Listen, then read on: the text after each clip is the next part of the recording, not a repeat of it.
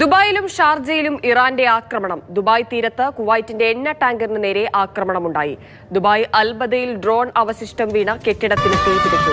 ഷാർജയിൽ അൽ ഖുറായ ടെലികോം കമ്പനിയുടെ ഓഫീസിന് നേരെയാണ് ഇറാൻ ഡ്രോൺ ആക്രമണം നടത്തിയത്.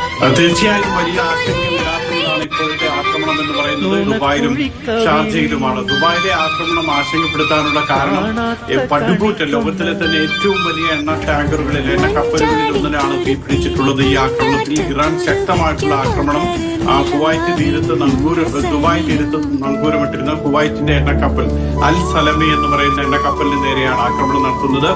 ഈ കപ്പൽ ഏതാണ്ട് ഒരു 332 മീറ്റർ നീളവും 60 മീറ്റർ വീതിയുമുണ്ട്. ഏതാണ്ട് 3,19,000-ത്തിലധികം ടൺ എണ്ണ സംഭരിക്കാൻ ശേഷിയുള്ളതാണ് ഈ ടാങ്കർ. അതിനാണ് തീ പിടിച്ചിരിക്കുന്നത്.